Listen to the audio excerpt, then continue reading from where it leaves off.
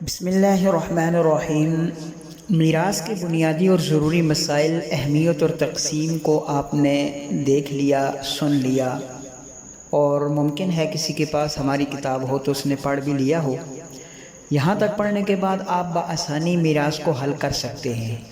ہم نے الحمدللہ انتہائی مشکل مراحل کو انتہائی آسان کر کے آپ کے سامنے رکھا ہے۔ اب ہم چیدہ مسائل آپ کے سامنے رکھتے ہیں، اور یہ مسائل آپ پہلے کتاب میں پڑھ چکے ہیں، مزید آسانی کے لیے ایک الگ ترتیب سے لکھے گئے ہیں۔ کسی کی بھی جب میراث تقسیم کرنی ہو تو دیکھیں گے کہ اس کی اولاد موجود ہے یا نہیں ہے۔ اس کو غور سے سنیے گا، بہت اہم پوائنٹ ہے۔ کسی کی بھی میراث جب تقسیم کرنی ہو تو دیکھیں گے کہ اس کی اولاد موجود ہے یا نہیں ہے، اولاد بیٹے ہیں یا بیٹیاں، کیونکہ اولاد کے ہوتے ہوئے بہت سارے رشتہ دار محروم رہ جاتے ہیں وراثت سے۔ بیٹا اگرچہ ذوی الفروض میں نہیں ہے مگر اس کو میراث میں حصہ ضرور ملتا ہے، چونکہ بیٹے کے ہوتے ہوئے ذوی الفروض میں سے اکثر افراد بھی محروم رہ جاتے ہیں اور کئی افراد کا حصہ کم ہو جاتا ہے، تو بیٹے کو جو میراث ملتی ہے اسے تقسیم کرتے ہیں۔ پہلے ہم چند مثالیں آپ کے سامنے رکھتے ہیں۔ نمبر 1، اگر میت کے ورثاء میں صرف ایک رشتہ دار ذوی الفروض ہو، باقی عصبات ہوں، تو تقسیم کا عمل اسی ایک ذوی الفروض رشتہ دار کے عدد سے ہوگا۔ مثال کے طور پر ایک شخص کا انتقال ہو گیا، اس کی بیوی اور ایک بیٹا موجود ہے، بیوی ذوی الفروض میں سے ہے اور یہاں اس کا ثمن یعنی 8واں حصہ بنتا ہے، تو اب سارے مال کے 8 حصے کریں گے۔ اب ایک حصہ بیوی کو ملے گا اور باقی 7 بیٹے کو مل جائیں گے، باقی 7 حصے بیٹے کو مل جائیں گے۔ نمبر 2، ایک عورت کا انتقال ہوا، اس کا خاوند اور ایک بیٹا ہے، تو یہاں پر خاوند کا ربع یعنی چوتھا حصہ بنتا ہے۔ اب سارے، چونکہ خاوند ذوی الفروض ہے تو اب سارے مال کے 4 حصے کریں گے، ایک حصہ خاوند کا، باقی 3 حصے بیٹے کو مل جائیں گے۔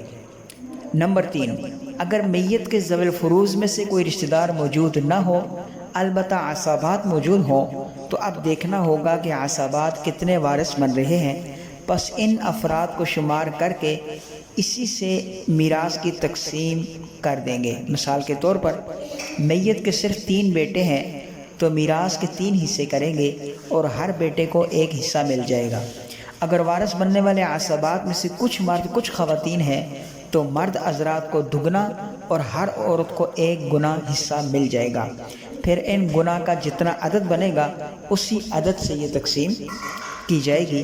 مثال کے طور پر کسی شخص کا انتقال ہوا، اس کے 3 بیٹے اور 3 بیٹیاں ہیں، اب ہر بیٹے کو 2 شمار کریں گے اور ہر بیٹی کو 1 شمار کریں گے، تو یہ 6 + 3 کل 9 حصے بن جائیں گے۔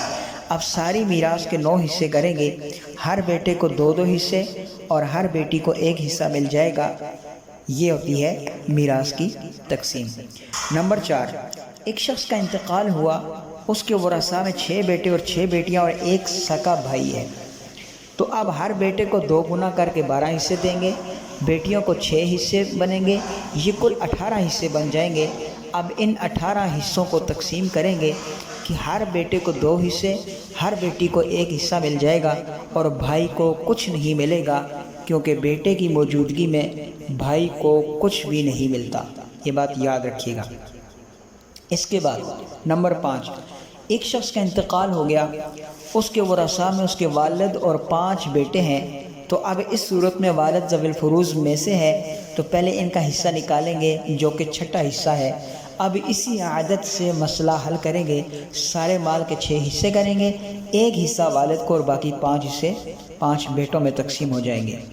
نمبر 6، ایک شخص کا انتقال ہوا، ورثاء میں 3 بیٹے، 6 پوتے، 1 سگا بھائی اور 1 چچا موجود ہے، تو اب اس صورت میں سارے مال کے کل 3 حصے کریں گے، ہر بیٹے کو 1 حصہ مل جائے گا، جبکہ چچا اور بھائی اور پوتے کو کچھ نہیں ملے گا۔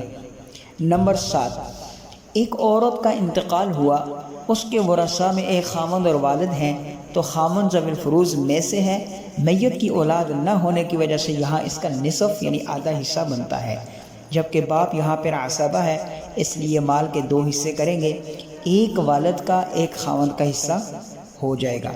اگلے سبق میں ہم مزید آسان کر کے آپ کے سامنے کچھ مثالیں رکھیں گے. تب تک کے لیے السلام علیکم ورحمۃ اللہ وبرکاتہ.